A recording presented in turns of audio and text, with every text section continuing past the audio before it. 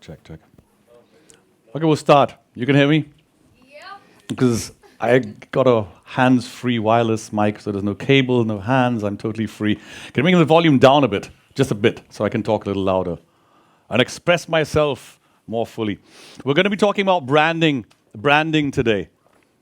I just want to show you a couple of names. These aren't brands, but a couple of names that'll confuse you to show you how important brands are in music.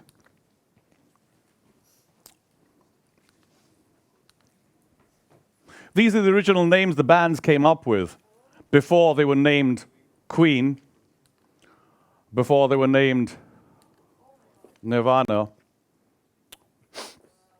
U2 was almost called Feedback. Almost, but they weren't. Anyone guess who these are? Well done. 10 points. The point is, if they were called the Polka Talk Blues Band, would we be talking about them today? Would anyone says Sabbath, man? Would anyone say metal? Sabbath, that's what it's about. Would anyone talk about Irish music in the context of a band called Feedback?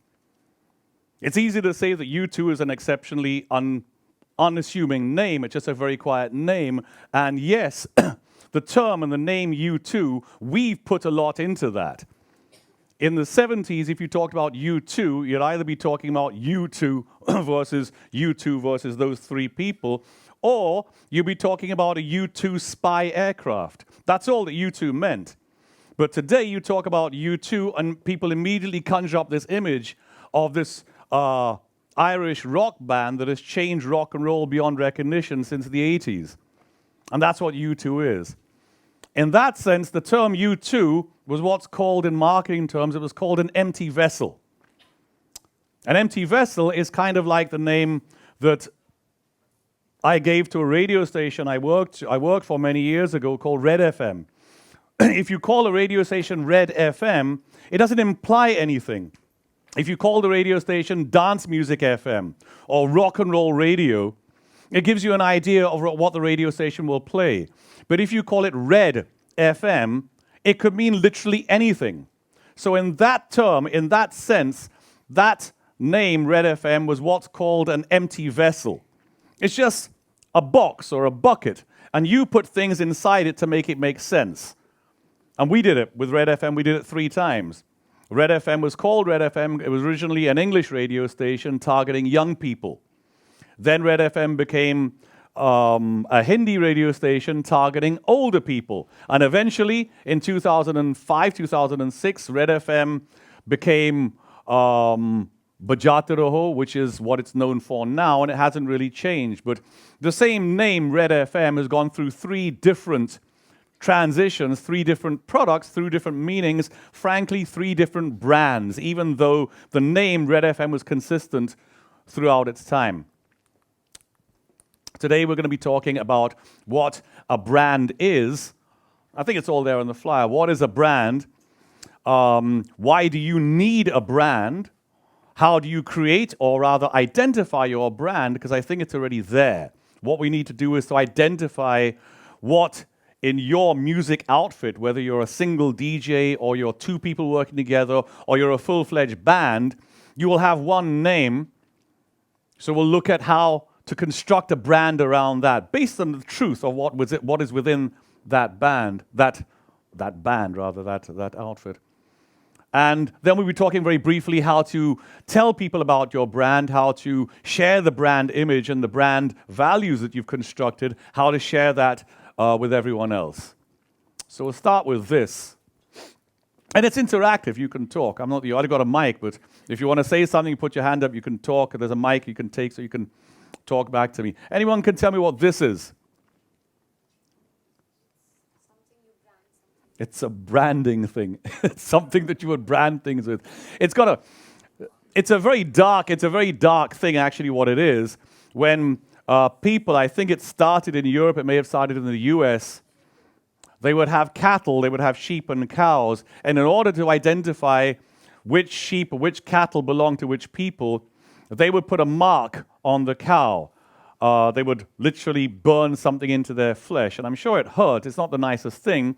But at least they would know who that cow belonged to. And no one can say, that's my cow. No, it's my cow. They just say, look at the brand, and you'd know who the cow belonged to. And this is actually a branding iron, which was used to give a brand. And it's a very fearful looking thing. It's not a friendly looking thing. It's not something like a label or a logo or a swoosh or a color or a font. It's not like that. This is something that implies once it's on, it can't come off. Once you've burnt something onto your flesh or you put a tattoo on your wrist, like some of us have, it doesn't really come off. And this is all part of the person's brand. And that's why the name came from this. It's all about putting ownership to what that whole thing is. Somebody much smarter than I am, a guy called Seth Godin, one of the world's best experts or best marketing people today, he described a brand is a set of expectations, memories, stories, and relationships that, taken together, account for a consumer's decision to choose one service over another. In this case, the consumer is somebody who likes music, and the selection they're making is, shall I listen to this song or this song? Shall I download this album or this album?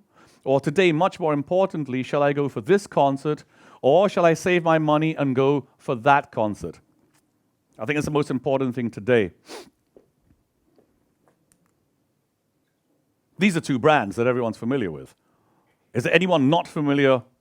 Put your hand up if you're not familiar with either or both of these two brands. Good. So the point is, we all know what they are. We all know what these are. Can somebody tell me what these are? Just shout it out. What are they? Aerated water, beverages, death in a can, sugar water. There are a number of things, but basically you've got a value of liquid in there with some sugar and some other chemicals, which is sold for 20, 30, 40, 50 times the actual value of that product. And we buy it. I had one today. I didn't have one of these. I had one called Thumbs Up, which is yet another brand, a much more interesting brand than these two, but nonetheless, it's part of the same family. They're all colas. It's got caffeine, it's got sugar, it's got bubbles. It's nice, but it doesn't serve any real purpose. So how is this sold? It's a freaky thing how these two have been sold. They were sold on creating brands around themselves. At one point, there were similar brands. Now they're quite different. These are the modern versions of Pepsi and Coca-Cola. This has changed. If any of you is as old as I am, you'll remember that Pepsi once upon a time was also red. The blue is a relatively new thing for Pepsi. They used to be red also. They became blue, about 15 or 20 years ago? And also Pepsi have adopted a much more modern font here versus this, which has stayed the same for a long time. What does that tell you about the blue brand versus the red brand? What does a modern stylized font and logo and color and all these, what does that say about this product?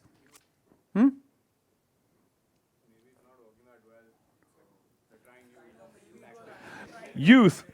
Not working that well is a good answer, but I prefer youth. That's the better answer.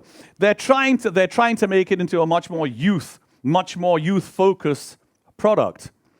Coca-Cola, on the other hand, are saying no. We're not for youth, but we're not just about the youth. We are something which has a long heritage, which goes back a long period of time. So we're much more solid. We have a past. We have a foundation. We have structure. So Coca-Cola has not changed. It's been consistent. Consistency is synonymous with strength, with reliability. That's what Coke is. Pepsi, on the other hand, is synonymous with youth, with modern, with being groovy, with being hip, with being, youth, with being young. And everyone does, at some point in their life, look back and say, wow, youth is a nice place to be. So if you look at these two brands, you'll see two different things. And some of you will be able to sip one can and then the other can and tell which is which. But the truth is most of us can't. One has quite a bit of sugar. I'm not naming names. And the other one has a little less sugar. But it's not as if the little less sugar is any health benefit. It's just a little less sugar versus a little more sugar. I'm sure there's something more in the formula that makes them incredibly different. But the fact is we're more aligned to one of these one of these two, or in my case, thumbs up, we're more aligned with these things because of the brand image they have versus the actual product, versus the actual benefits that the product will give us.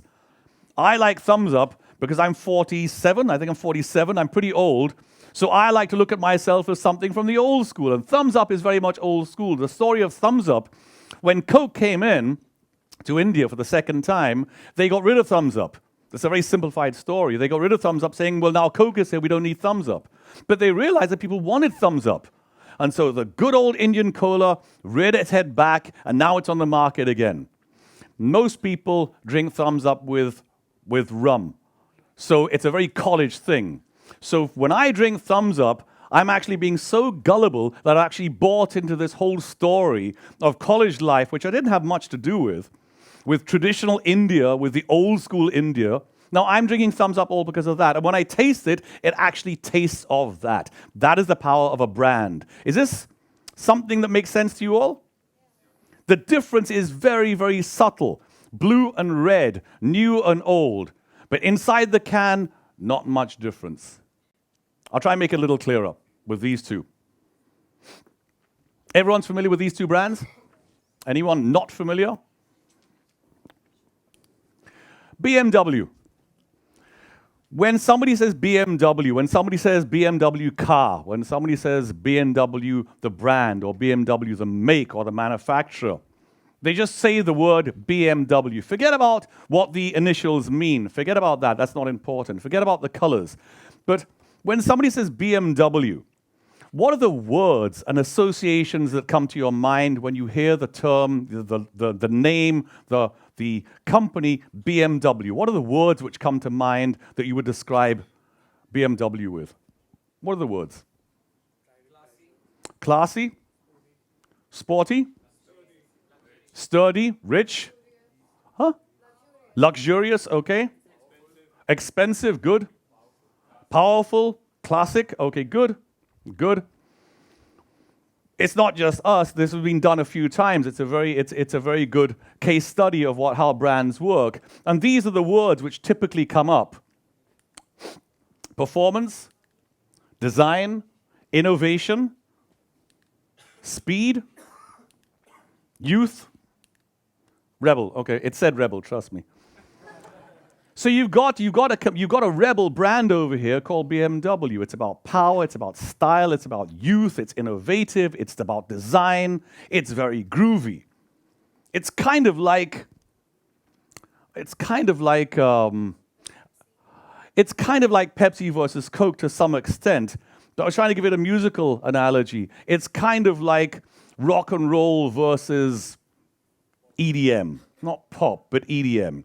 Rock and roll is solid, it's got traditional, it's got values, and a lot of things have grown from it, but EDM is much more modern, much more groovy, and much more useful today. So that's what people say about BMW.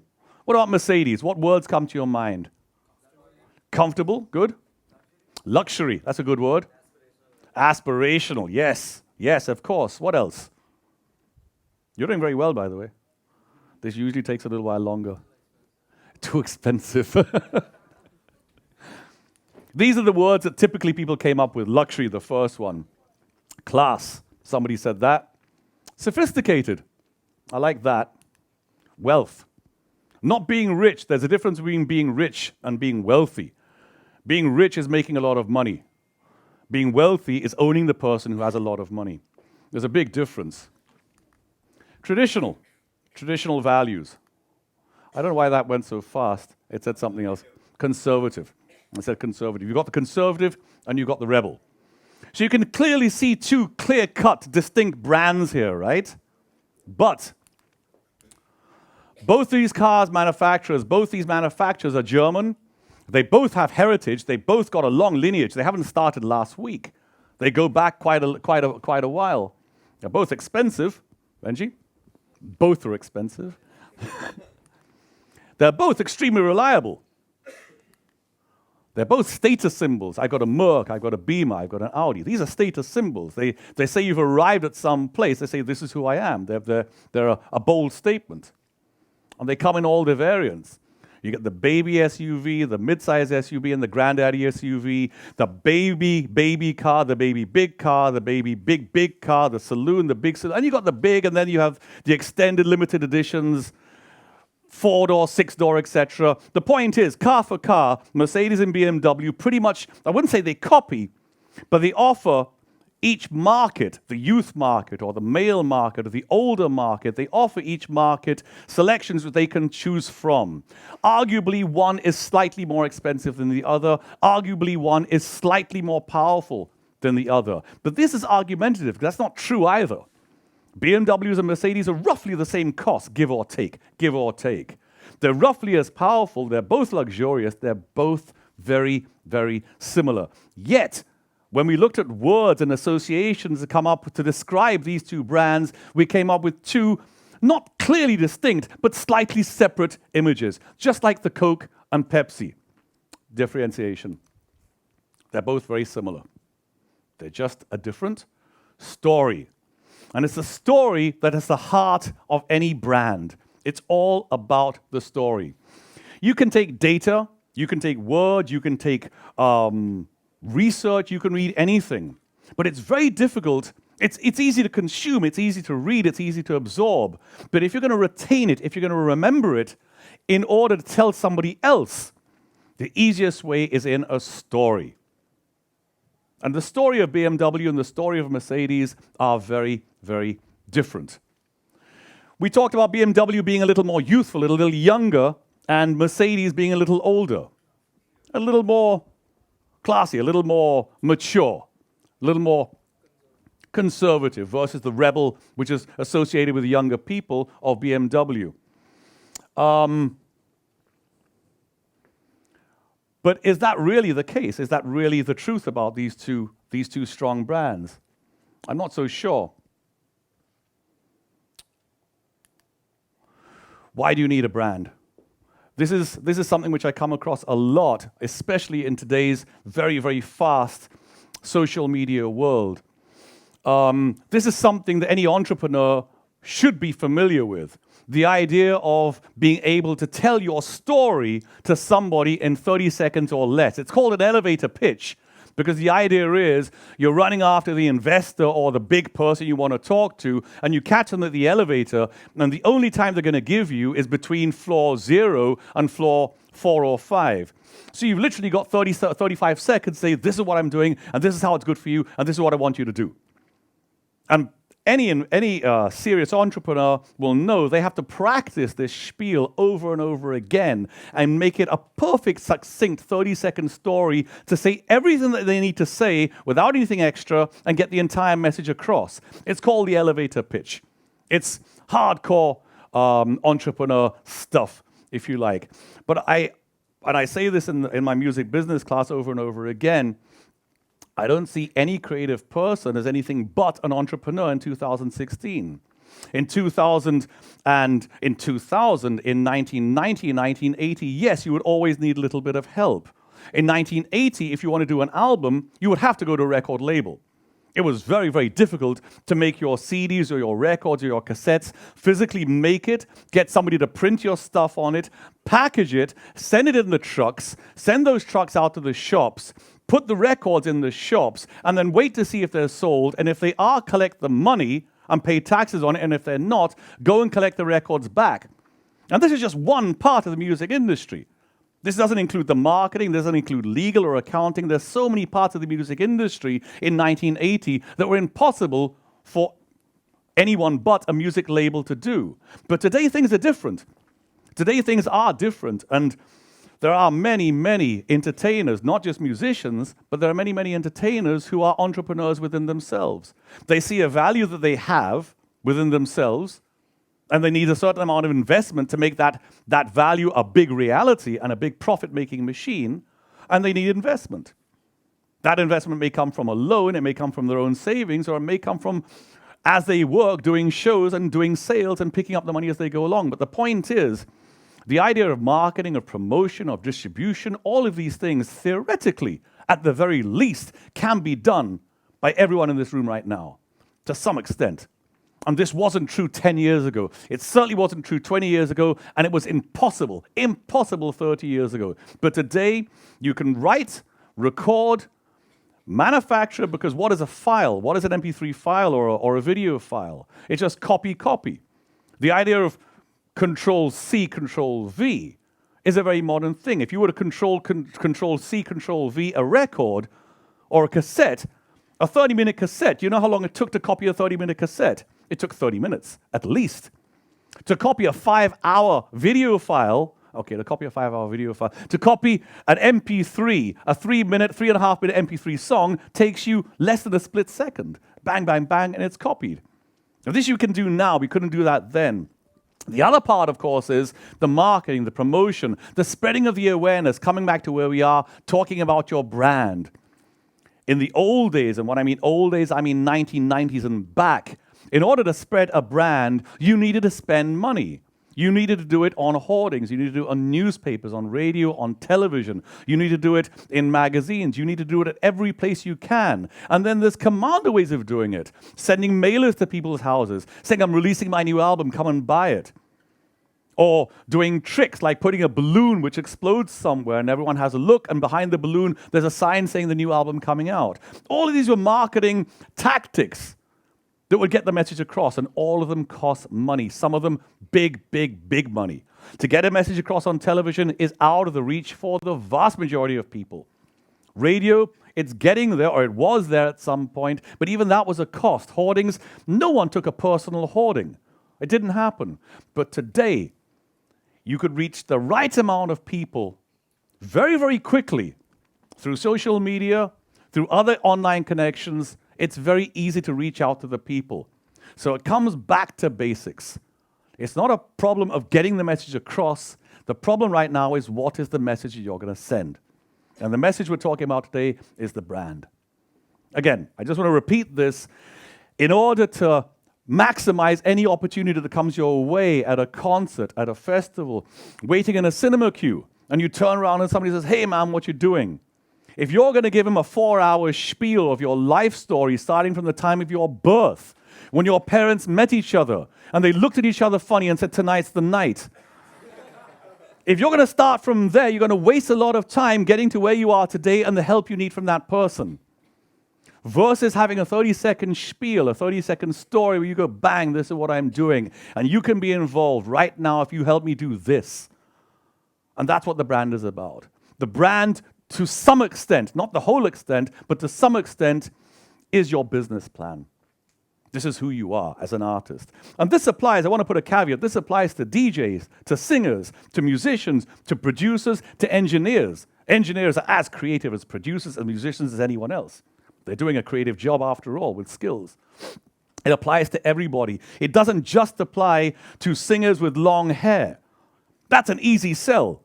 In fact, a much tougher sell is an ordinary looking person, but who has an amazing music inside him and an amazing skills in his fingers to play the guitar and tell that musical story.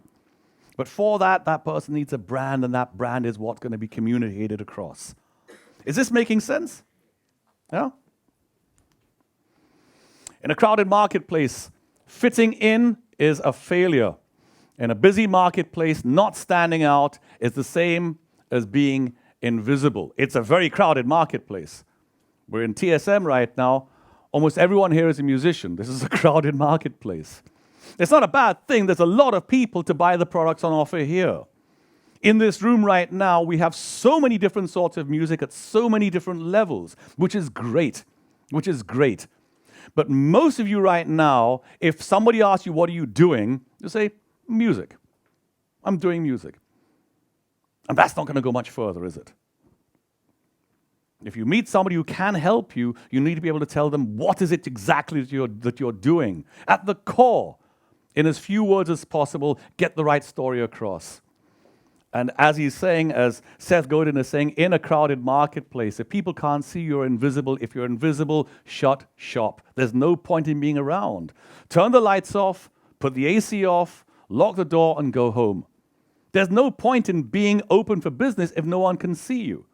So there is no option. This much must be made clear. There is no option. If you're going to be a musician, if you're going to work in music, You need a brand, and that brand needs to be communicated. Without a brand image, without a brand story, all you're going to be saying, I'm doing music.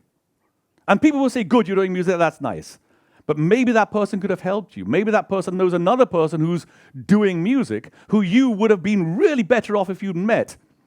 Or you had a studio session with, or another contact, or another situation. How do you create a brand? Now it gets a little bit fun. A music artist brand is not just about deciding what your story is, it's about deciding which elements of your story you want to be known for. I started with the analogy of telling a long story to a friend at a cinema queue, how you were born, how you grew up, went to school, eventually left school, went to college, got your first guitar. It was a green guitar, you didn't like it. You got another guitar, it was better. And the story goes on and on and on. This is not of any use. Maybe it would have been much more useful is I wanted a green object in my life. It happened to be a guitar, and when I picked it up, it spoke to me and I spoke to it, and I've never put it down since. And this is the music I play. That's all that's required in that particular story. It's not a brilliant story. It needs a lot of work, but it's a damn sight better story than the 4-hour monologue since you were born. And I'm talking about pre-born also. Right.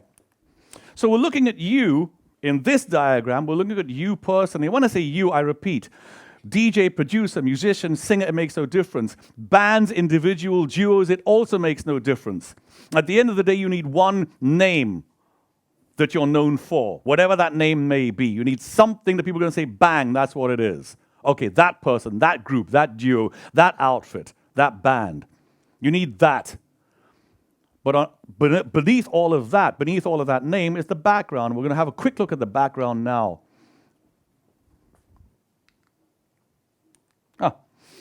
At the bottom of the triangle, you have the basics of who you are, which everyone has to some extent. You have some idea of religion or faith or spirituality. Maybe you don't have one. Maybe you don't have any spirituality, but in that, that is your reflection of spirituality. That is who you are. Not having one is also a statement saying, that is me and spirituality. That's my relationship with it.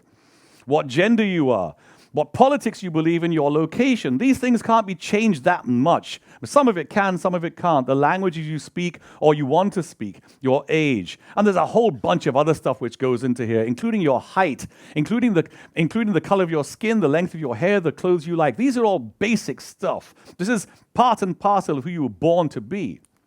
Going up the triangle a little bit, we have things that you can make decisions on, or more importantly, things that have influenced you to like them. Music, films, television, food, dance, theater, drama, all sorts of things which help you connect with who you are. Some people will like Shakespeare, some people will find Shakespeare nauseating. Some people like heavy metal, some people just don't like heavy metal.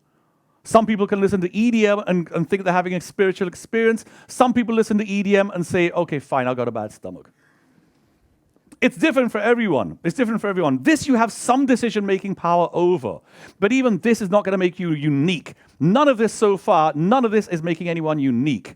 This is what you're pretty much predestined with to some extent. This much you can always choose from, but it is heavily dependent on your exposure, obviously.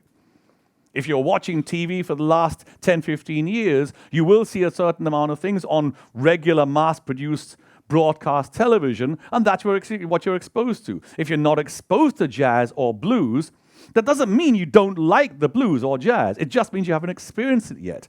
Once you've experienced jazz, you still may not like it.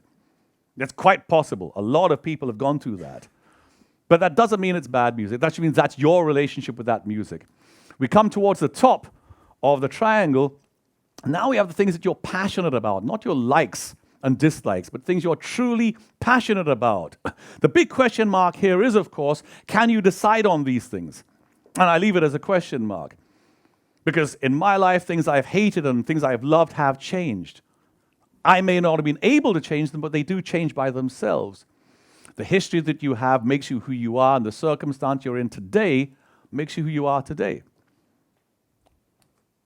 At the end of all of this, you have the top of the triangle, which becomes the story that you tell people about yourself, particularly a music career, and about what you want to do, where you want to go, where you are today. And that will be, wait for it, you. And you is in the plural, it's in the singular, I repeat. This is not just for a singer who wants to put together a band, and that's the name of the band, and that's the end of that. It could be for anyone in the entertainment industry for that matter. It doesn't even have to just apply to music.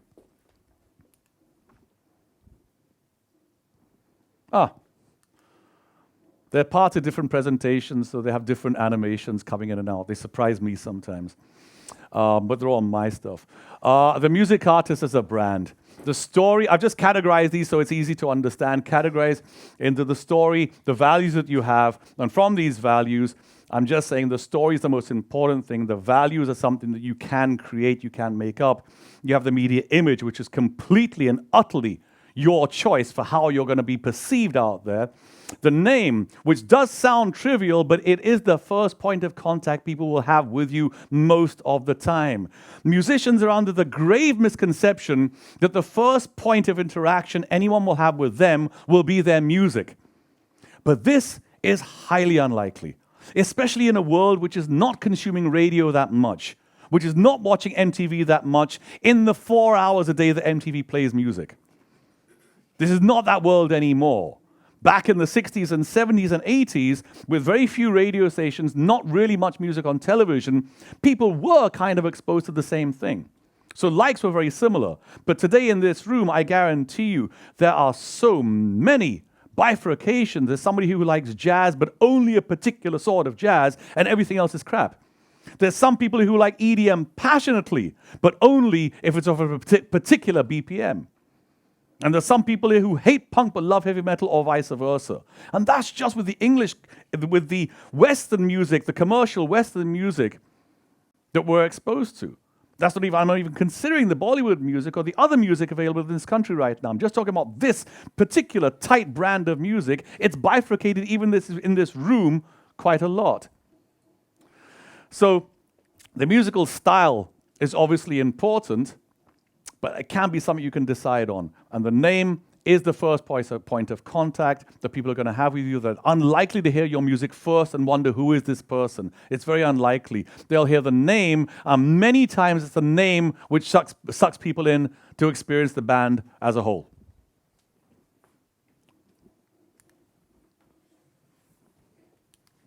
USP, everyone's familiar with this term? Unique selling point. I use the term selling because it's a marketing term, USP, unique selling point, but that doesn't imply that you're selling yourself or the services you have. The whole objective is that you make money from the music that you make. The music you're passionate about, you make money from that. That is the ultimate objective. Whether you want to make millions and millions or you want to earn a sensible living, that's kind of up to you. And it's something worth thinking about. The assumption is that you have to act like a corporate. And this year's income has to be doubled next year and double the year after. And if you don't double it in year 10, you're a failure. That's how corporates function. But salaries aren't like that. If you work for a corporate, your salary doesn't double every year. We wish it did, but it actually doesn't. So maybe in terms of finance, the goal doesn't have to be the same as the corporate. Maybe in terms of revenue, in terms of earning, maybe having a standard or a fixed amount that you want to earn per year is the way to go. If more money comes in, then good. But by having a fixed amount of target, it makes it a little more, it makes it more pragmatic and easy to move forwards, rather than just reaching for the skies and going crazy for money. In fact, if you do that, you can get deviated from your ultimate goal, which is making money from the music that you love, the music that you love. What if that music becomes music you don't love so much, but the money comes in anyway? Are you going to be as happy? It's a question you have to ask yourself at some point, all of you. Okay, we're coming towards the sort of experiment I wanted to do today, which is actually getting a large group, I've never done this before, on work on what's called a brand footprint. I'll show you what a brand footprint looks like, but first I'm going to tell you how it works. The idea of the brand footprint, I think Ogilvy from O&M, I think they came up with the idea. It's a tool, if you like, the brand footprint, which helps people define what their brand is very succinctly so they can tell their brand story to people, the 30-second elevator pitch. It helps you filter down who you are not. And when you're talking about yourself, your brand, your music, you know what to say and not what to say. You know what to focus on. The top bit of the triangle. Saying I own a guitar is not part of the guitarist's story at this point. So, how we do it is this. We take somebody here, one person, who's known to us all, or some product, or even a fictional person, or another band, and we try and construct their brand values for them.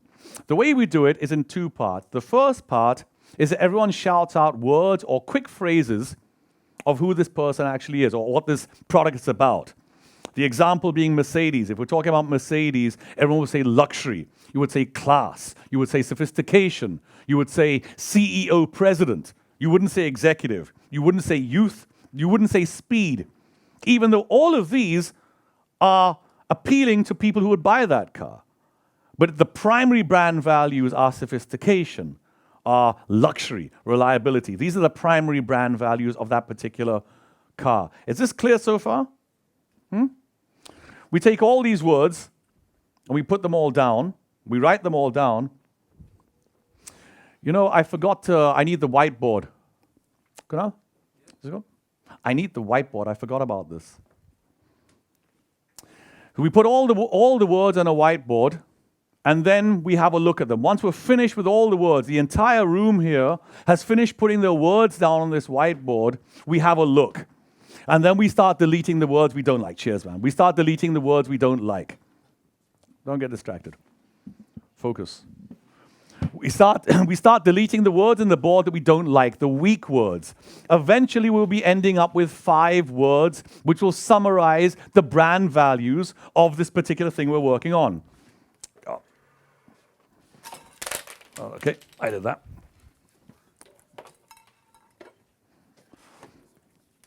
Come.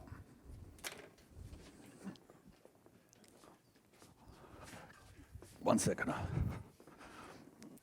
Yeah, come. Yep, come. Go. Thank you so much, man. Good. Excellent. Now I need 2 things. One is somebody with good handwriting. Who's got good handwriting and write on a board with good handwriting? You've done this? You have done this. Okay. Anyway, I'll tell you the process. We're going to put a bunch of words. We're going to choose something, and I'm going to ask you to describe it or give me words like we did with BMW, like we did with Mercedes. You're going to describe it. We're going to write all the words down here. Okay, we're going to take about 15, 20 minutes to do this. All the words to describe this particular thing here. And then we're going to leave it there and have a look. Then we're going to start taking the words off one by one. Now, it's very important that you don't treat yourselves as an ego right now. You treat yourself as a creative machine. You treat yourself as a word gun, if you like. You're just shooting out words. But once you've shot them out, they're not your words anymore. The reason I'm saying this, we'll be deleting some of the words. And I don't want anyone to take ownership and say, no, that's my word. Keep that there. It's not important. Because a brainstorm, you will say one word, you will hear the word and say, oh, what about this word? And that word is going to trigger out 2 more words. Your word is the worst word. But if it wasn't for your word, we wouldn't have the other words. Is this making sense? This is a classic brainstorm format. It's a classic brainstorm format. The idea that one person will never come up with the amount of ideas that 2 people will come up with just bouncing off each other, just inspiring each other, triggering new thought processes that they wouldn't have been able to do by themselves. Is this okay? Okay, so we need to pick an artist, a music artist, or something we can work on now. Metallica is a good idea. Let's see if we can do something better than that. Any better suggestions, Metallica? Is the air conditioning on? Bon Jovi. Let's stay away from rock. Let's do something else, something more fun. Huh? Prince is a good idea, but very, very deep. I'm looking for something a little more brandable. I have a suggestion, if I may. One Direction is a good idea. I have a suggestion, if I may. And everyone's going to go, oh, ready? Honey Sing. We are going to construct Honey Sing's brand today. We're going to do it for him. Okay, we're going to do this, okay? Now, I want you to be objective about this. This is very important. He's a professional musician. Please be it. Wait a second. Hold on. Every time Honey Singh does a gig and 10, 20, 30,000 people pay to see this gig, it's to your benefit. Because of those 10, 20,000 people who are paying to see the show, most of them wouldn't have done it if it wasn't for Honey Singh. Well, once they've done it, they're in the cycle of saying, yes, it's okay to spend money for entertainment. And once they've done that, then you're the next one on the list. But it takes Honey Singh to do it in the first place, unless you can do it. And I don't see anyone doing what Honey Singh is doing, pulling out those audiences regardless of the music. I'm not saying be grateful to him, but at least acknowledge what he's doing for everybody. He's not doing it for us. He's just doing it.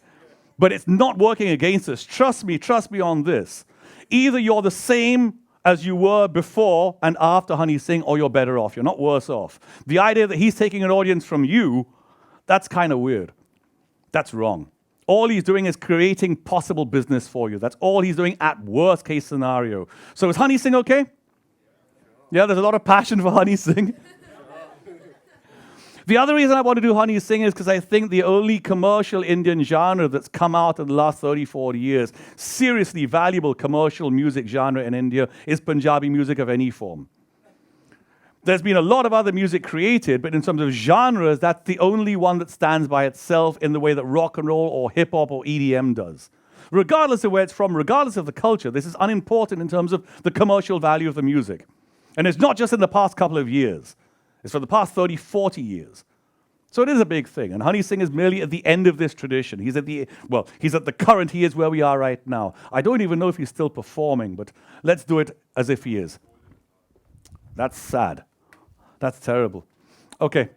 Who is going to, where's the eraser? Back when I was in school, we called it a rubber, and then we stopped calling it that. A duster. A duster. Okay. I'll show you what one looks like quickly before we start on this so you get an idea. Because the process takes a little while to get going, but then once it starts going, it's quite organic. Who's going to write on this?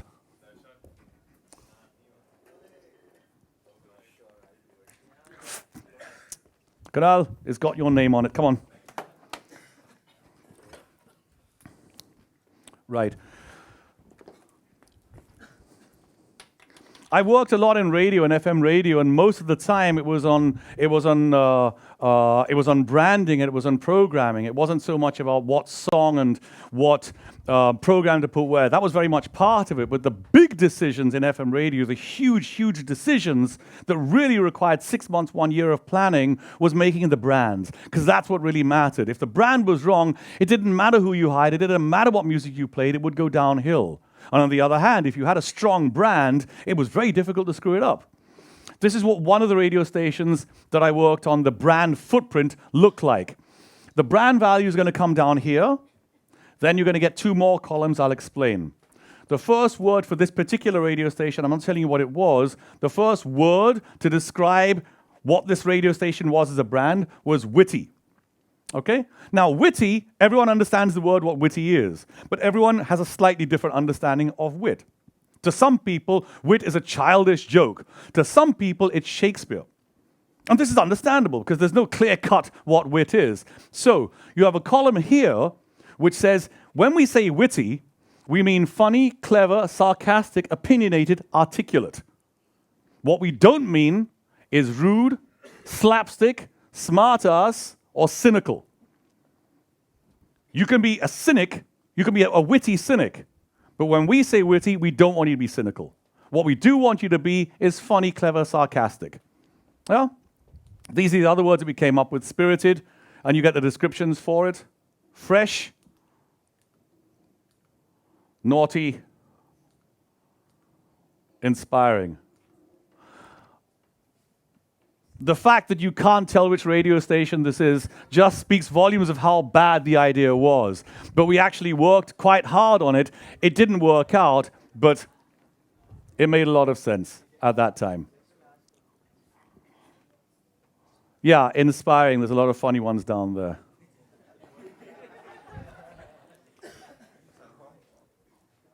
Yeah, we would have moved some of these names. This was done like 6, 7 years ago before he decided to shut down the airline and not pay anyone for no reason whatsoever, even though he could afford to. Fine. So, Honey Singh.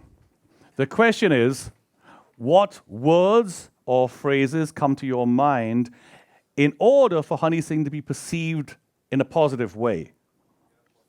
It's a branding tool, after all. We're trying to create a brand for him. We're trying to put together words that summarize a brand for him. So we need something positive, obviously. We can't look at negative things. If it's negative, even if it's negative, let's put it down for the time being. Let's see if we can twist it later on.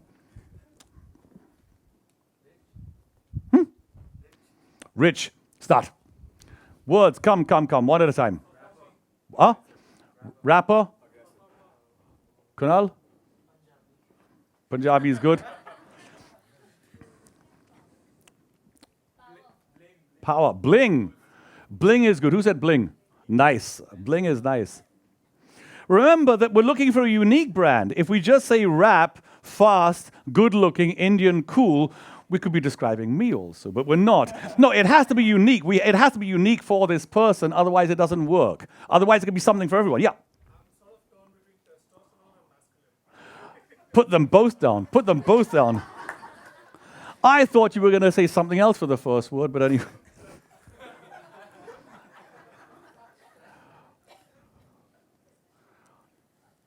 We're getting there, but this still could be describing anyone from a politician to an actor to anyone this could be describing so far. So think a little deeper. Think a little deeper. Okay. Not really. Not really. This is the difference between product and brand. That's the difference. You're right. You're absolutely right. But it will be similar to Mercedes saying in their marketing campaign. It'll be similar to them saying we have 4 wheels on the car. It's a given. My point is, it's a given. You're making cars. It's got 4 wheels. Okay, you don't need to say that. It's just extra stuff that's not necessary. But it's true. I get your point. I get your point. The lyrics. He's always got some cheesy lyrics about that. I said cheese. No, you could put cheesy if you want. Come on. Honey Singh. Huh? Masochist. Okay, masochist. You know how to spell that?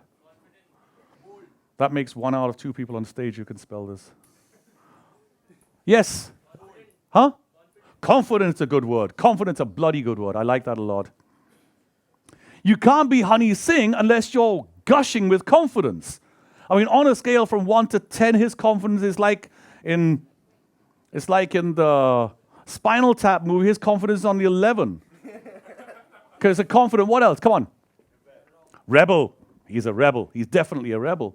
He's actually not. He's the ultimate conformist. But in terms of brand image, he's a rebel. Absolutely. Absolutely. Huh? Bollywood. Okay, put Bollywood. Obnoxious. Obnoxious. Okay. I don't think that's what his marketing people will say. Let's go for the obnoxious side. Misogynist. We discussed positive stuff, right? I brought that up, right? I did bring that up at some point. No, it's a point. Misogynist. It's a Y, isn't it? Youthful. Okay, youthful.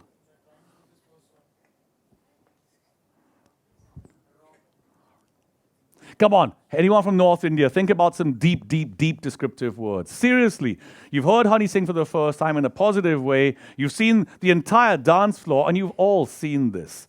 People are playing EDM, they're playing hip-hop. Angrezi beat comes on, and everyone says, oh, let's go, come on. Everyone's done it. I haven't. I know you all have. Huh? Well, it doesn't help with the description. Come on, we're looking for words that describing. Bling is a good word. Cool is a good word. Interactive, okay, put interactive. Think about bling, because bling is very much Honey Singh, whereas Dale before him wasn't bling. If you're looking at a Punjabi rapper and you say, which one? And I say, the guy with the bling, Honey Singh. You get my point? If I say I saw a Punjabi rapper and he was really good, you say, which one was that? I say, he had a lot of bling. Then you're going to say, that's Honey Singh I think you're talking about. More of a function. It's like the 4-wheel thing. It's like that. It's a given. He's a songwriter. He's a performer. Is he loud? Obnoxious actually is not a bad word. Obnoxious can be a positive thing, like clumsy. Obnoxious can be twisted into a positive way. If you did punk or heavy metal, you would certainly put obnoxious down there as a positive trait. You would have to. Come on, more words. Swag. There we go. Swag. Swag. When we delete these words, we're going to have trouble with swag and confident. We're going to have to decide which one to keep. But that's exactly where we're going. You get the point? Is he groovy? Is he macho? Is he funky? Is he fun? Energetic. Okay, energetic. Not really flowing with the adjectives in this room right now. Huh? Empathetic? Put youth icon. In order to use the word youth, okay, put youth icon. Youthful, okay, put icon. Put icon. Come on, chaps. Just 5 more minutes of this and then we'll start deleting some words.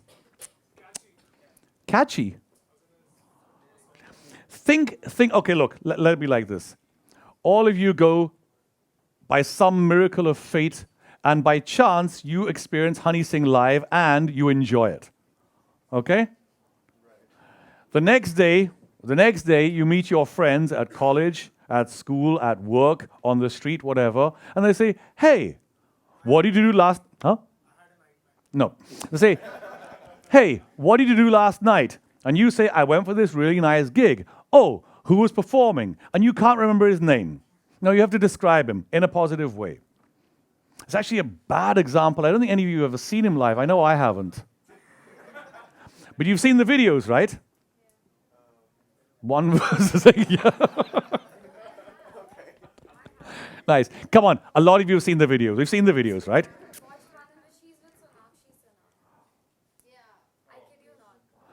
I haven't seen these videos. I'm sure a lot of you have who are staying quiet. I know you have. Academically, you'll say, well, I have to see it, for class. I had to know about this.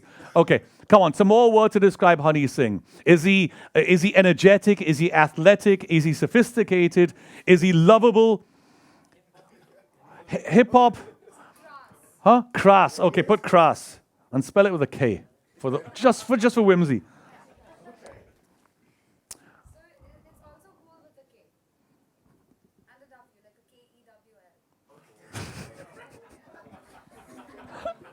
You're so 2012, but anyway.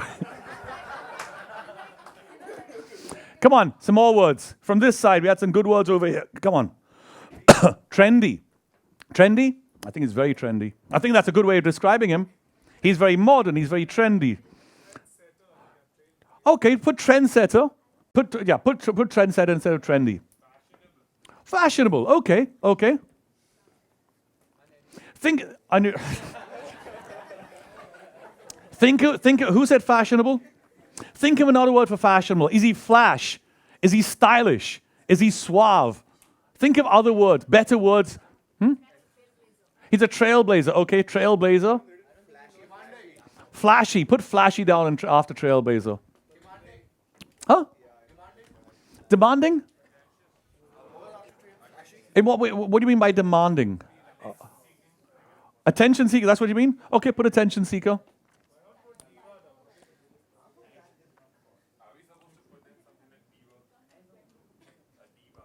No, because we're not writing an article about him. We're trying to create a brand for him to tell his story.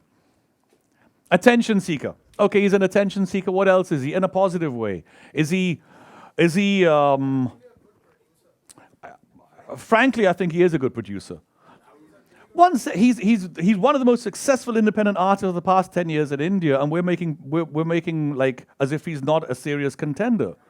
It's a little unfair. It really is a little unfair. I'm not talking about disrespect here, but it's a little unfair to treat frankly one of our own, a musician, a creative person who's making their music. He didn't come out of nowhere. He did study music. He went to London. He went to London School of Music. He studied there, came back, and produced music. This didn't just happen in the middle of nowhere. It's very easy for us to behave like fans or haters or people on the street, but we really deserve to treat ourselves better than that. As musicians, we're professionals. As professionals, we owe each other the professional courtesy to understand what they're doing so they can understand what we're doing and we can grow from each other. If the business grows, all of us will be picked up with it.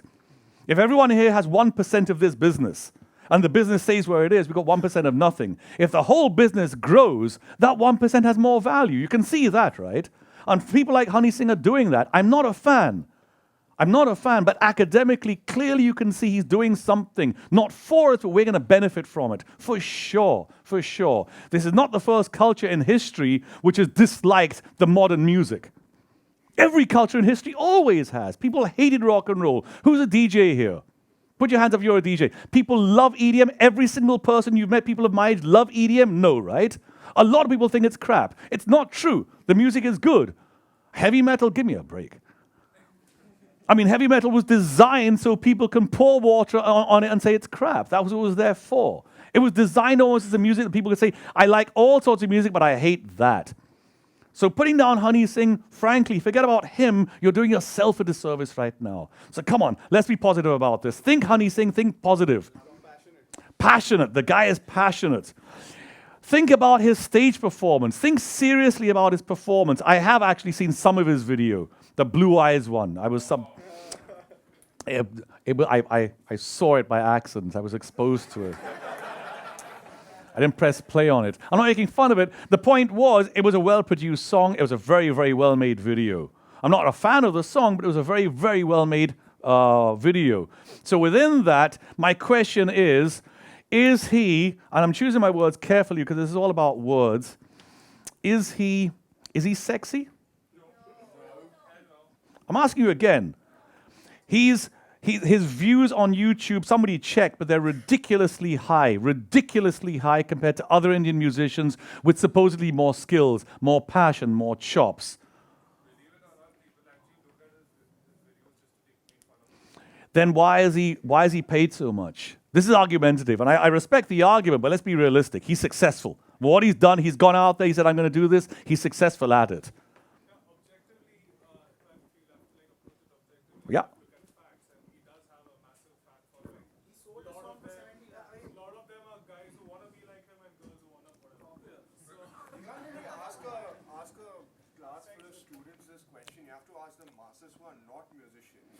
No, I disagree because I think we have to be objective. It's part of this. If we're not going to be objective, then the music that we think is hurting us, we're going to pour a lot of acid on that. But it's the wrong way to go. Music is music. If somebody does well, we all do well. It's not a coal mine which once the coal is gone, it's gone. It's not an audience that's only going to go out on Saturday and either they're going to go for Honey Singh or they're going to go for your concert. This is not true at all. If the audience can grow, and I repeat, every time Honey Singh gets 75,000 people for a free gig in Delhi and blocks down the entire center of the city, every time he does that, the next musician tells their parents, I want to be a musician. Their parents are going to go, okay, that's possible. Think about it. Yes.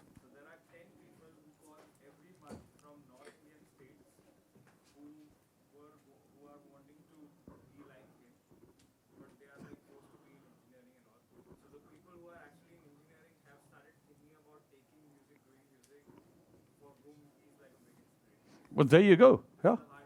Yeah. It's very easy for us to put this man down or to make fun of his music, but the fact of the matter is, like it or not, he's successful. There's no further argument in that. He's the most successful musician for quite some time in an independent format. Okay, so come on, some more words. I ask you again, be objective about this. There must be a reason for his success. Is he sexy? Loud. Okay, loud. I like loud. He's honest, outspoken, persistent. Okay.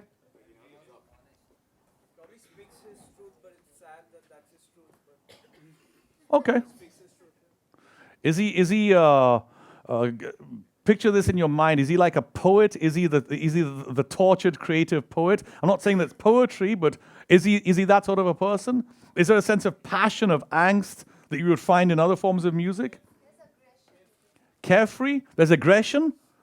There's certainly aggression there. This is nice handwriting, by the way. He's arrogant. Just put arrogant, decadent, and decadent. What was the word you said? He's a show-off. But then which performer isn't? I mean, there are some. There are the toe-gazing guitarists who play like this.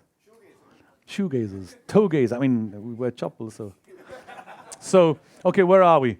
Just one or two more words. Think about his appeal. Think about his artistic appeal away from the music. Because trust me, people are experiencing Honey Singh for the first time, not through the music, but through his look, through his charisma, through his charm, through his other appeal than music. Huh? Bold. Bold, okay. Bold. Blatant, okay.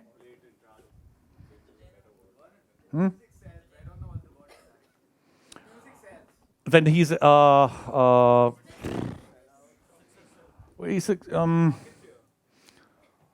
he's marketable. He's marketable. It's like mass. It's like mass marketable. He's accessible basically to a mass people. Well, true. No, he is. He is educated. He is educated. He is educated. Remember, we're not doing this against him. We're doing this for him. This would be we would normally do this if we actually own this product or own this brand or were working for or a consultant to this brand. That's the sort of people who would come up in a brainstorm session like this and do this exercise. Chal, Kunal. Perfect. Thanks, man. Now stay here. We're going to go quickly through these words. Please shout out one by one the least appropriate words. We're going to rub them off one by one. Swag, you can't. Wait a second. One by one. Educated takeoff. No, hold on. Wait a second. He is educated, there's no doubt. He's also 5'7", 5'8". My point is, this is not part of his brand. Remember the triangle I drew? He is educated, that's part of him. But is that part of his story in 30 seconds? Hi, my name is Honey Singh, I'm an educated musician, and I've done... Frankly, today, what we're not putting down here is his track record. He is extremely successful, not just successful. When you go to a record label, you go to a promoter, they say, who are you? I'm Honey Singh. Who is Honey Singh? And you show the number of views you have on YouTube, the subscribers you have in your channel, the Twitter followers, the Instagram followers. These are numbers. These aren't opinions. These are hardcore numbers. Please have a look at them. You will not believe them. Let's put popular in there. Okay. Popular, okay. Is he, what's his word for it when people disagree with something? Controversial? Yeah? So put controversial down. So we haven't finished. So he's controversial. Controversial is by no means a negative term.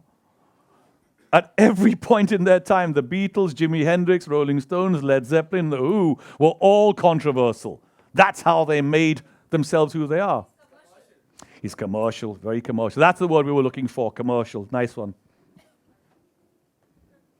When he's talking about himself, when he's saying this is who I am, imagine an Instagram bio where you just got word, line. Would he put commercial there? I think not, but that doesn't mean it's the wrong word. It deserves to be there, but I don't think it's going to last very long. I mean, the word. It's going to go, but it's a good word. Okay. Right. Let's start getting rid of some words. First of all, huh?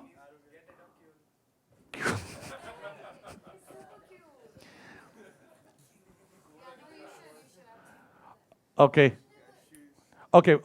Just strike a line through it so we know we knew it existed. Just strike a line through Cool. No, strike a line through it. Okay, it's gone, but next time. Oh. Nice. Creative. Okay. Trendsetter. Why do you want to get rid of trendsetter? Attention seeker. These are words you want to get rid of? Okay, actually attention seeker can go. Educated. Okay. Attention seeker can go. Come on. Accessible. I would think accessible should go, right? Yeah, okay, fair enough. It's not a branding word. It's arrogant should go. Is there any word for arrogant in a positive way? Like confident would be arrogance in a positive way, but a better word than that? Overconfident is negative. Fearless. I like fearless. Assertive and fearless. See, it's coming out. These are good words. These are very good words. Assertive and fearless. We'll have to choose one of them later on. Fearless is very nice. But assertive is not bad either. Okay. Okay, but can I? I'm going to get a pen also. Okay. Let's quickly get rid of these. Just stop me if you think I'm doing something wrong. Arrogant can go. Fashionable can go. Trailblazer. Passionate, loud, outspoken, persistent is more of a description rather than catchy. What does it say? energetic. Swag, I'd like to keep. Somebody wanted to get rid of swag. Because you think that's not him, or you think the word is not powerful enough to stay? Not powerful enough. To stay? Yeah. It's become a But that's joke. now. Yeah, I think his success. It's an exercise. We're going to take 5 minutes more on this and get rid of this. It's not going to be perfect, but just for the sake of exercise, we're going to finish this quickly. Confident stays, rebel goes, Bollywood goes, obnoxious goes, misogynist is, he's a hip hop artist, so it goes without saying, unfortunately. Youthful, youth icon, interactive, swag, let it be, commercial goes, what's this? Controversial stays, popular goes, blatant, bold, I like that. Decadent, no, he's not old. Aggression, you mean aggressive, no? Rich. Give me a word for rich, which is nice, but actually there's no way you can be rich and nice. That's flash and bling, isn't it? Oh, wealthy. Bling covers it, right? Bling covers it. Big-hearted. Where's big-hearted? No, like instead of rich, we can write big-hearted. Nice one, Kunal. Rapper goes, performer goes, Punjabi. That's going to stay for some time. Power goes, bling stays. Masculine. We had another word for masculine, didn't we? Testosterone. Macho. Can we just keep macho for the time being? Macho and cheesy literally go hand in hand. It sounds so cheesy. No. Oh, I see what you mean. So is cheesy, but So macho. No, I got. subset and a superset thing. Okay. Crass can go. Confident stays. Swag, interactive. Bold can go. Blatant. Okay, fine. Bling is a big one. Aggressive, assertive. Please shout out if you think I'm doing something wrong. I don't think he's cheesy. I don't think so. Is he? Yes, but that wouldn't be like you would. I'm sure he didn't think let's make him a cheesy guy. Yeah, it's not a positive way to go. It's not a positive way. He may be cheesy, but that's what we have to fix. So it should go. Masochist? It has to go, man. It's not a positive thing. Yeah. Macho. Okay, you wanted this to go. Somebody wanted macho to go, right? Because he's rebel is gone? Oh, okay. Well, just for the sake of the exercise, usually this takes 3 or 4 hours, sometimes a day. We normally do what we've just done in about 2 hours, and we fill the board up. Then everyone goes for lunch. Literally to forget about what you've done. So when you come back to the room, none of the words belong to anyone. Because even now I can see people saying, no, not that word, with the word you put. And this is not important right now, because there's no credit being given to the people who come up with words, a la any brainstorming session. A brainstorming session means that no one owns any ideas, because the second you take ownership, you become defensive and protective. And you start laying your eggs on that to see it grow. And it doesn't, you get upset, and you may as well leave the meeting. The entire meeting is useless. The safest thing to do, let the word come out, and it belongs to the room. It doesn't belong to anyone in particular. Okay, quickly. Controversial stays, because I think it's cute. Masculine, no. Punjabi is important. Assertive, very important. Fearless or assertive? Fearless?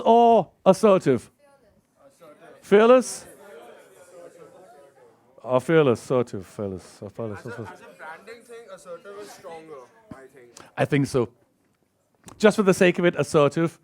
Aggression goes now, because assertive is that. Arrogant goes.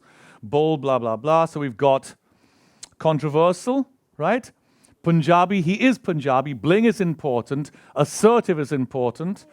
Macho was to go. Swag is still here? Where is it? Yeah, so we want to get rid of this? No? Get rid of it. Don't get rid of it. Outspoken, he's not outspoken. He just speaks loud. There's a difference. Outspoken is when you believe in something passionately and you give a damn, you're going to say what you believe in. And he might well believe in a lot of things, but it's not exactly he's moving mountains to get that stuff done. I would imagine. Flashy also goes. Trendsetter can go. What are we left with? Kunal, can you write on this side? I'll tell you what to write on this side of the board. No, just go to the back because we can see it. We're going to turn it over. Okay, while he's there. So the first word is assertive. Punjabi. Bling. Controversial. and swag. Where's confident? What are the confident Punjabi? Assertive is confident. Same thing. You can either have confident or assertive. Loud stays for the time being. Passionate is not really his strong suit. Take out confident and keep assertive. I think assertive is a little more, but it's actually very similar. Assertive is much more, this is what I want. Confident is much just doing it without having to say it. Yeah, but assertive sounds better in a branding scenario. Okay. Okay. How many words do you have? 1, 2, 3, 4, 5, 6. Okay, let's turn it around. This way. Okay.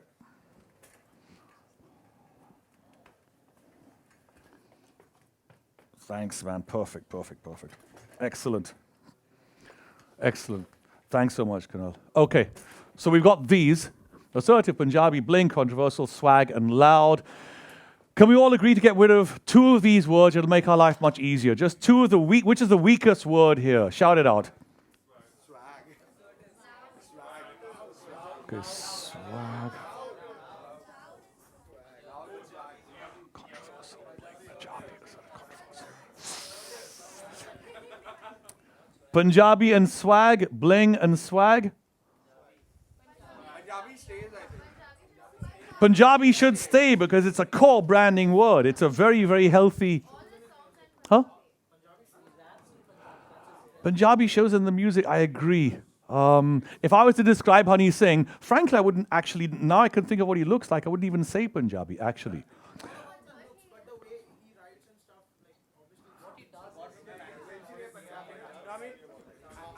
We're spending too much time on Honey Singh. Let's just, for the sake of it, no, I don't mean that. I mean, let's just get rid of Punjabi. We're left with this, and this. We got 4 words. Assertive. The last part of this, part 1, was writing down all the words. Part 2 was getting rid of most of the words, except now we're left with 4. Part 3 is deciding what we mean by all of these things. We don't mean the same thing for all these words. So assertive. Assertive is somebody who's rigid. Somebody says, this is what we're going to do, and that's the end of it. Then another assertive is somebody saying, look, this is the right way to go. I know this is the right thing to do. They're both assertive. But what is he? Is he an arrogant assertive or is he a confident, calm assertive? Arrogant. Oh, God, okay. Okay, fine. Bling. You got what we're going to... The last part of this would be to write down, we don't mean, with assertive, we mean arrogant. We don't mean kind, controlled, thoughtful. For bling, we would say flashy, we would say fashionable, we would say opulent, whatever the words, all the positive words which come from that whole hip-hop culture. Frankly, that's where it's coming from. For controversial is a tough one. Remember what we're doing now. We're giving 2 words, saying this is what we mean, and this is what we don't mean. So for controversial, what do we mean by controversial? Somebody who's challenging the norm, that's controversy. Rock and roll challenged the norm. So did EDM, so did punk, so did funk, soul, disco. They all challenged the norm. And it's important. It's important for musicians to see themselves as rebels who are happy to challenge the norm, at least in the musical context, at the very least. So he has done that. So controversy, he's a challenger. You get the point? Versus controversial, somebody who's always in trouble. A criminal is controversial, or a con man is controversial, or somebody who gets caught for doing something inappropriate is controversial. That's not what, well, at least in this context, in this branding context, that's not what it is. Is this clear to everyone how this process is? Yeah? Because you can do this at any point in your careers, and you should do this. This room is far too big. That's why it's taken much longer, and we really haven't got the whole process done. But we've got more than enough to demonstrate how it works. So, any hip hop artist, I can relate these 4 words to them. How is Honey Singh's marketing different? Then we bring this one back in. It's just that his lyrics is in Punjabi. There is no musical influence in Punjabi. A lot of it's not even in Punjabi. A lot of it's in Hindi also. But then it's the culture, it's the attitude. When we're talking about Punjabi, we'll probably get rid of Punjabi and put Bale Bale or put Bhangra or something else. No, something else that actually means what we're talking about. It's not just a geographical place. And it's not just what the Punjab culture is. The entire Punjab culture is rich. We're not talking about the whole thing. We're just talking about one specific part of it. So maybe a word like bling may be more relevant, or bling Punjabi, or whatever. You can come up with something that's a very, very valid point. That's what we're going to come to. If other people could be described in the same thing, in the same way, it doesn't mean it's a waste of time. It means you got there, you just need to wrap it up and finish it. Uniqueness is important. You have to be unique, but not to the point of that no one wants you. If somebody speaks in a language no one understands, music no one's heard before, they dress in clothes which mean nothing to anyone, they are completely unique, but they're unmarketable. No one's going to want it. The opposite of that is somebody in blue jeans and a white shirt singing English rock in a rock band about a heartbreak that happened many years ago. Every single rock star has done this in the history of time, so there's nothing original about it, nothing unique. In the middle over here is somebody who is unique that can get an audience. Otherwise, what's the point? Remember, we're not just doing branding here, we're doing branding for music, for musicians. So it is important. At the end of the day, all of this is coming from truth. All of this is coming from who you actually are. I'm not asking for a second to construct who you're not. Yeah. Shouldn't we like doing this in a reverse order? So we know Anisik like is a popular figure, and now we're reducing words like reducing words from him. Shouldn't we be like having words and then building up a persona? We started with a whole bunch of words. We did.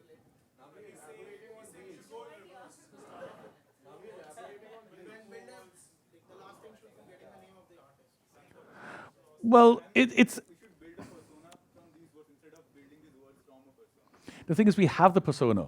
Look, if we had an empty vessel, like that's what we did with Red FM, that's what we did with the other radio stations I worked on. We had a frequency, a radio station, and an office. That's it. We could do English, we could do Punjabi, Hindi, old, new, whatever we wanted to do, we could do. But the first thing we did is look at the marketing capability of it. The actual market, not the marketing. Who's going to listen to this music we're going to play? And English music wasn't going to make any money, so we said to hell with that. There's just too few listeners. And of those few listeners, they're all fighting amongst themselves. I'll only listen to English music. Great, everyone puts their hands up.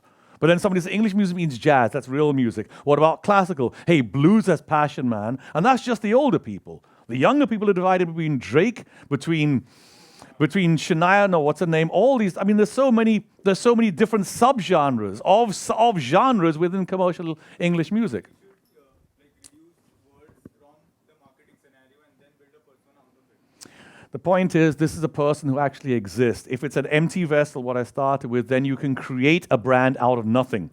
That brand should be appealing to a certain number of people, but you can create the brand.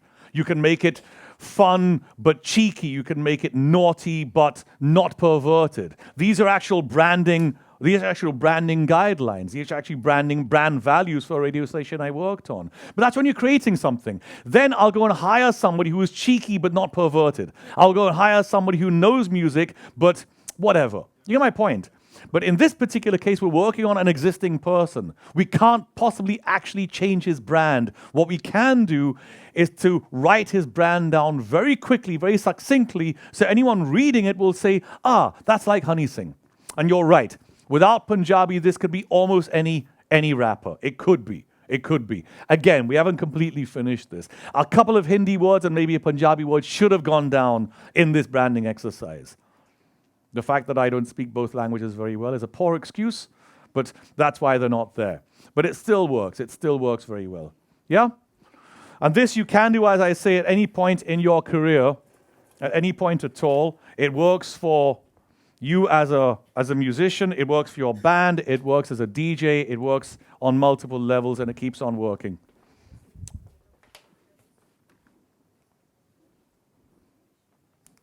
Very briefly, we're running out of time. How do you communicate this brand? Can everyone see? It's okay. Cheers. And there's two schools of thought to this. The old school of thought, very briefly, was if you have a message, tell everyone the message. If you have data, if you have an advertising thing, slogan to tell, just shout it out. A, shouting things out costs money.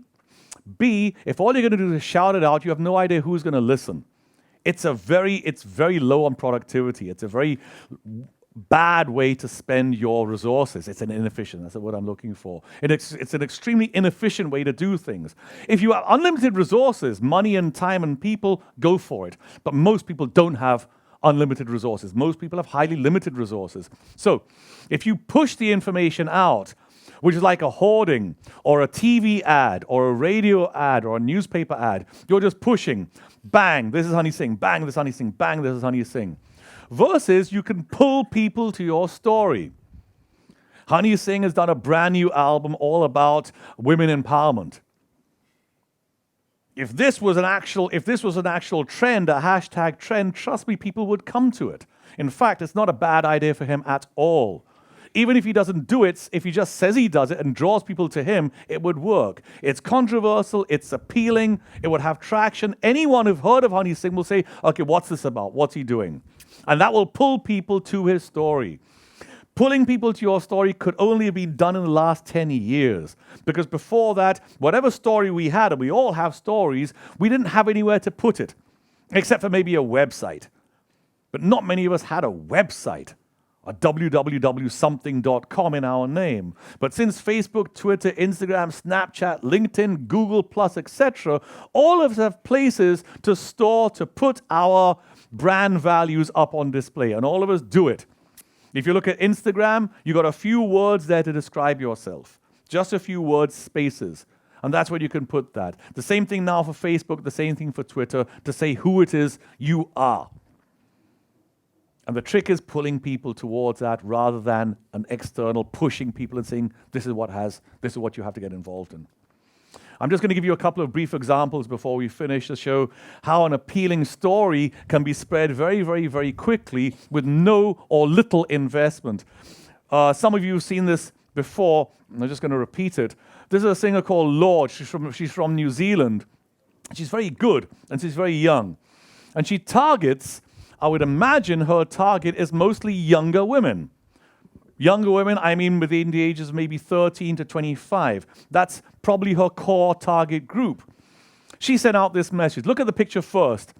Here she doesn't have pimples, here she has pimples. And they're taken from the same day. Her tweet for that day was, this is all part of the same tweet. Her tweet is, I find this curious. 2 photos from today. One edited so my skin is perfect, and one real. Remember, flaws are okay. Now, you're talking to a 45-year-old guy. This is not relevant. It's irrelevant. To me, I couldn't care less about this. I have flaws. They're not okay. I don't care. But for a girl, or frankly, any young person, 14, 15, 16, a flaw is a tragedy. And she's out there saying it's not a tragedy, it's okay. Look, even I've got flaws, and I'm a rock star. That's a pretty moving, blatant statement to go out with. And it's just a tweet. How much would this have cost? How much does a tweet cost? Tweets cost nothing except your creative input. But trust me, behind this is a person who understands her brand, who understands the story she's trying to tell. And she's using every opportunity to tell her story. Every opportunity to tell this story she's using over and over again. This is just one of many very insightful tweets from this young woman. It's very, very clever. It's very, very clever. She's talking to her market, her target group of young women and saying, guys, this is the reality. Trust me, I know what I'm talking about. Look at me. If I can do it, you can do it. This is a very, very bold statement to give young people, a very healthy statement. NWA. What does NWA stand for? Niggers with attitude. You can't say nigger. You can say it here, but you can't go to America and say nigger. Forget about what you watch on television. You can't go, yo, shizzle, nigger. They'll come and hit you with whatever a shizzle is. I heard shizzle. I thought a shizzle was something you do sculptures with. Shizzle. No, never mind. So, NWA is niggers with attitude. A bunch of 5 black guys. 5 black guys, a rap group. Rap and hip-hop at that time was based in New York. It was a very East Coast thing. These were one of the first guys on the West Coast to start the whole hip-hop movement. And they started it how? Up until now, hip-hop was nothing but songs, pop songs. This girl, that boy, this road, my mama, I'm going to do this, the shotgun, etc. These guys took it to a new level. These guys, and it's a brilliant album they came out with. The first album they came out with is called Straight Outta Compton. There's a film of the same name right now. It's got Ice Cube's son playing himself in the movie. Absolutely worth watching for any musician, regardless of genre. I'll tell you why. It's not just the music, but it's the attitude. It is the feeling. It is the emotion. It's the reason that they got together in the first place to tell their story. And the story is worth listening to. The story is about the police brutalizing young black men just for the sake of it. They're doing it today in America. We've all heard about that guy in America, I think in New York. He's put his hands up. He's a therapist of an autistic child or an autistic boy, and the policeman shoots him anyway. Now, we're getting these stories now because of social media, and everyone's got a phone on their, everyone's got a camera on their phone. I was going to say a phone on their camera, but the truth is it's still a phone. Everyone's got a phone with a camera on it. So everyone can shoot video and pictures now. So we're seeing these stories. But back in the day, there was no cameras on phones to tell the story. No one was telling these stories, and these people lived it day in, day out. They would walk down the street, if the movie is to be believed, and I don't see why it isn't. They would walk down the street, cops would jump on them, beat them up, put them in the prison, and let them out the next day. They didn't have to arrest them. They didn't have to charge them. Just on suspicion of selling drugs, go into jail. So a young black man, all he's going to do is get more and more angry, more and more aggressive, to the point where he's going to say, fine, then to hell with it. I am going to sell drugs. I am going to become a gangster. It's a self-fulfilling prophecy. These guys, what they did, they stood up and said, this is what's happening, and they put it to music. Much in the same way people like Bob Dylan did. Much in the same way people like the Beatles did. They said, this is what's going on. Give peace a chance. Bob Dylan said, well, he said a lot of things. But you get my point. If you really want to go down to the heart of it, there's not much difference between what these guys were doing and the very early blues guys were doing. They were just expressing their angst. They were expressing their emotion. I know it's sacrilege to talk about the early blues guys and compare them to a bunch of hip-hop artists from 1990s, but the fact is they're not dissimilar. They're actually very close in terms of the music and passion behind it. NWA, niggers with attitude. If you're going to have a name, if the band is going to be talking about violence, unnecessary police violence towards black people, and you're 5 black guys, and you want a good name, choice A, 5 angry black men. Choice B, anything you want. And choice C, niggers with attitude. This is branding at its core, at its perfect core. And by the way, you're looking at about $7 or $850 million worth over here. Ice Cube is worth at least $10, $20 million. Eazy-E was until he died. This is an extremely successful band. Dr. Dre went on to produce Eminem, 50 Cent, discover Snoop Dogg. So these aren't small hip-hop artists. These are legendary hip-hop artists. And it all started with NWA. They were poor. They didn't have money to start with this. They didn't have a marketing manager saying, let's do this. Call it NWA, it'll get the headlines. They didn't discuss it. It was just done with passion. But there's a genuine brand behind this. Tell me you can't see the brand story behind this just with the expression on their faces. This is something that my band did a little while ago. It's dark. It's with reference to the rape that happened in Delhi in 2012, December. The reference was that chemical castration. I posted this, but I found out the chemical castration was not what I thought it was. It was not a chop. It's actually a chemical thing, which is painless. And it angered me that these 4 boys were going to get away with this potentially. So I put this out there. It's not as if it got 10 million likes or something, but put in the context that this particular Millennium page was only a couple of months old, and we only had we had less than 1,000 followers at this time. Of those 1,000 followers, 350 liked it, and there were 14 shares of that. I'm not saying this is part of a message that needs to be spread. Of course it is, but that's not why I'm showing this. What I'm showing this is just straightforward connection. My band Millennium has always stood up for things that we felt was wrong, whether it's against animals, against women, against poor people, against certain religions. If we felt it was wrong, we're a heavy metal band. No one's going to come and stand in front of us and say, you can't say that. The shit that we've got away with talking about things on stage that we believed in.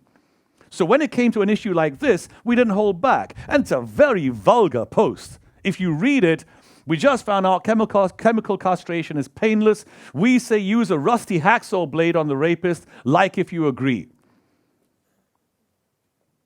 It's not a teddy bear post. This is not cute. This is not Lord. And it got the effect. It spread the message that we wanted. I'm just going to show you a couple of pictures now and wrap this up. When you're looking at photographs, because we discussed your name and how important that is, but that's just a choice you have to make. There's no process that's going to get you the perfect name. You know when you get it. A lot of DJs and some of the band guys have come to me in TSM and said, I need a good name. And I've tried to guide them on their suggestions. There's no way I'm going to come up with a suggestion from myself and say, how about this? Even if I have a great idea, because I believe the band's name, the artist's name, it kind of has to come from the artist. It kind of works better that way. It works better 10 years later when somebody's saying, how did you come up with a name? And you're going to say, well, we thought about it, we stayed up all night, we got totally plastered, and then we ended up with this at 6 o'clock in the morning. Versus, we asked Vehrnon, and he told us to name it this. Go with option A. Ed Sheeran. What is this about? We all know Ed Sheeran, but if you just look at the picture and you don't know who he is, there's a story in this picture.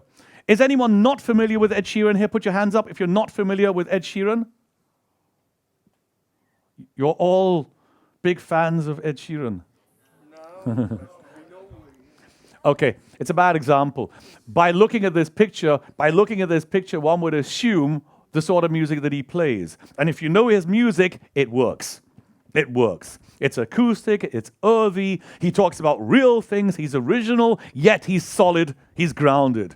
This person we were so easy to do a brand footprint on because we know exactly what it is. The fact that we all like him, or somewhat like him, makes it easier also. It's an awesome, awesome picture. It's an awesome picture. I've seen these guys on stage. We've done many gigs with them. They are mad people on stage. They're one of the few completely insane bands that I've ever seen. They are wild on stage. They are fun on stage. They play brilliantly. The idea of having a toothbrush and making faces like this, it just says who they are. If you're not familiar with Pentagram, you look at this picture, that is how they sound. That's exactly how they sound. And that's a story right there. And it's a bloody well-told story. There's another well-told story. What has every teen been going through for the past 5 years? What are they doing seminars on? What is there a PhD course on right now? Selfies. So she went out there and said, okay, fine. Well, how do you do this? Okay, fine. Bang. And every single young woman is saying the same thing, which is what? She's just like me. And that's exactly what she wanted. She didn't want to be this stinking rich Ferrari-owning, 5 mansions in the Malibu Hills owning princess. She wanted to be the down-to-earth young woman so everyone can relate to her. The fact that she is all those other things makes her extremely unrelatable, but she's at least making an effort to tell a story. I bet she actually took this selfie as a selfie and then realized later on it's a good marketing tool. It would be uncomfortable to hold a Canon Mark II 5D Mark III with a big lens on it and take the selfie. Anyway. Don't be silly. You hate heavy metal. Don't talk rubbish. Tell me about this band. Anyone who's not familiar with this band, tell me something about them. It's there in the picture. They're a British band. It's one thing that a lot of artists forget about, that where they're from, the patriotism they have. More importantly, the fact that if this band was in America, there would never be Iron Maiden that we talk about. The fact that they're a British band, they're an English band, is something they're extremely proud of. It's extremely relevant to who they are. We talked about Honey Singh in Punjabi. Probably we used the wrong word. But saying where he was from, his culture, his background, whatever word you want to put there was relevant. This is a British heavy metal band. It's not just a band. It's certainly not just a heavy metal band. The black, the chains, the denim, the leather, etc., the long hair, it's a heavy metal band. But as somebody said, this could be any heavy metal band. But they're a British heavy metal band. It makes a difference. At the end of the day, it's a story, it's a brand story. That's what you have to make. Keep it short, keep it succinct, write it down, and practice telling people what it is you are and what you're currently doing. It's not that difficult. Wish you all the best of luck. Is there any questions? Or can we wrap up because it's very late? I think they want to use the room. I think. Any questions? Yeah, what about like not creating a brand? What about just using your own name as a Then you're leaving it up to other people to create your brand. I'll give you an example. You perform somewhere, you perform at Car Antisocial, and everyone likes the gig. When they go home, they're going to be saying all sorts of good things about you. But without knowing what they're saying, you can't capitalize on it. The easiest thing to do is to make them say what you want them to say subtly. With the example of Ed Sheeran and the organic acoustic looking picture, which is what he is. Again, with NWA, the name, Niggas with Attitude. I wonder what they are. Maybe it's a choral group. Maybe it's a choir. No, it says Niggas with Attitude. Okay, it's either a heavy rock band or it's a hip-hop artist like gone totally crazy. And there you go. It's a very valid question, because the other way of looking at this is, I'm not a very good singer, I haven't got much experience, I'm just starting my career. Okay, branding values. Okay, brilliant singer, excellent performer, super duper on stage. None of this is true. None of this is true. Yet, it may be true eventually, but it's not true right now. So in answer to your question, I think every stage you go through, it helps you to do this every couple of years. What you will do with these 5 words eventually, all of these words, what you will do with it is use it as a sort of filter, a filter of communication. If you take a picture of Honey Singh and he's smiling with a big cowboy hat, it doesn't fit any of these. But you can tell it doesn't fit him. It's not who he is. But you make him assertive. So he'll have a look going, yeah, I'm assertive like this. That's an assertive look. He'll have to be Punjabi. So he'll have to wear something ridiculously that blissfully shows where he's from. Bling. That's bloody easy. I mean, it just go and pull out the drawer, the 5th drawer, and get the Bulgari watch, the one that's the size of an alarm clock, put it on your wrist, and pose. How tough can it be? Controversial. Controversial. If he's holding his middle finger up in the picture, you have controversy. Swag. Again, it's a stance. It's called swag because it's the way you stand. It's your attitude. And attitudes, if it can't be seen in a picture, I don't know if he has an attitude. Of course he does. Loud, it's all amounts to the same thing. When he does a press release, when he's releasing an album, if he's making a movie, if he's got a picture of him on Facebook or anything he does, whether it's a mass media release in the press or in the news, or whether it's a social media thing, if he runs it through this checklist, and I repeat, this is not the perfect list, but you get the idea. If he runs it through the filter, at the very least, it'll have consistency. At the very least. And consistency really isn't that bad, especially if you're already somewhat successful. Yeah? Yeah. Are you assuming that the market is sort of unlimited when you're doing this, or are you saying do this for yourself and then create your own? So that's a bloody good question. That's an extremely good question. Can't assume the market is unlimited because it isn't. It clearly isn't. But it's clearly not nearly saturated enough right now. I think 5 years, I'd love to ask the question again and hope it is saturated because we'll all be doing very well. But right now, clearly it's not. In terms of the amount of musicians, DJs playing, and also in terms of the people who have the money and are willing to spend on a concert or an album but aren't doing it, versus the people who are doing it right now. There's growth in the market for sure, for sure, for sure. But it's a relevant question. should we do the brainstorming session by ourselves, or should we include a few friends? Typically you have to get people, and it's important. There's a lot of people in the room tonight who didn't like Honey Singh, and that's not your fault. That's a badly chosen person by me. But the point is, you may not have affection or a warm love for the product or the person or the band or artist you're working with, but you should at least like them and certainly know them intimately. These people are called stakeholders. If you're doing it for Coca-Cola, for example, if you're doing a session like this for Coke, it's a ridiculous example, but if you were, you'd have the brand owner or the brand manager of Coca-Cola, the person who's running, it's a ridiculous example, but you get my point. 3, 4, maximum 5 people is all you need. Just 5 people for this, not 50. 5 people is more than enough. And they should be motivated, and they should know what's happening, they should know the process. There shouldn't be something that's brand new for them. Yep.